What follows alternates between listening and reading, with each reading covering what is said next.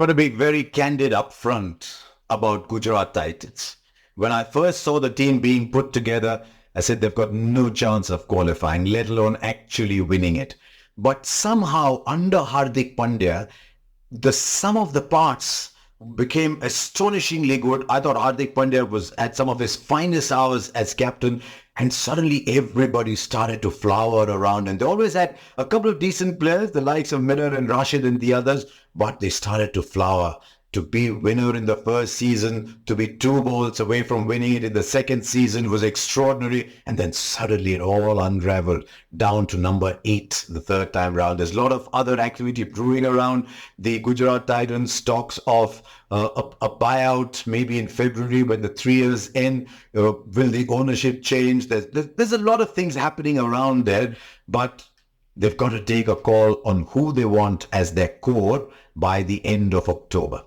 Now, the first 2 names, very simple. The first one, straight away, Shubman Gill. Shubman Gill will be the 18 crore retention. What they finally end up paying him, I do not know. But he will be the first 18 crore retention. And my second retention, no doubt at all, is Rashid Khan. But these are very unusual times at retentions and auctions. I'm sure there's a lot of people who've told Rashid Khan, don't get retained. You come into the auction with the right to match rule being what it is. We'll put in a big amount for you. So I don't know what the negotiations between CVC Capital Partners, I don't know if the new owners have been decided by then, will come into.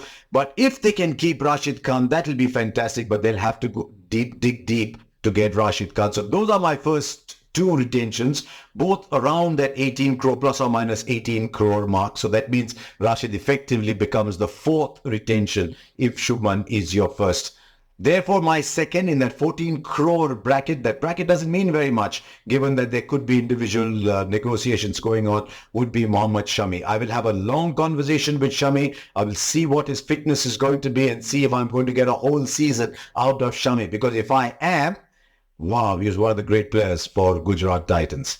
And then I'll go David Miller. Yeah, I know, just an overseas player who functions as a finisher, but there are very few in that category. Maybe above in the likes of Klaassen and Puran. But if Miller's firing and there's good tracks available in Ahmedabad, in their home grounds, then Miller is a fabulous asset. And I think Miller will join in the vicinity of 11 crores. So I've got 3 key players locked in, 4 key players locked in. And then I will go to young Sai Sudarshan and say, I'm getting you on my right to match. I don't know how much you will go for, young man, but I will use my right to match card to take you up to the certain figure. So those will be the 5 people I want to form the core of my side. I've got 2 top order players. I've got a finisher. I've got the world's best spin bowler, and I've got a fabulous fast bowler. That's a good core to build in. And then I will hope that I can use my uncapped retention to keep Rahul Tewatia. It's inconceivable that I'll be able to keep Rahul Tewatia for 4 crores, but I will try and close a deal with Rahul Tewatia because there'd be a few people going after him and say, you stay on as my uncapped player. So those are my 6 for Gujarat Titans. I will tell you this though.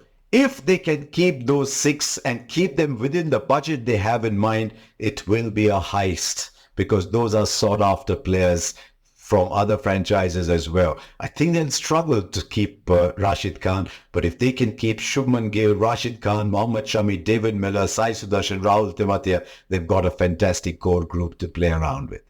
What do you think? So thank you for watching and do subscribe to this channel.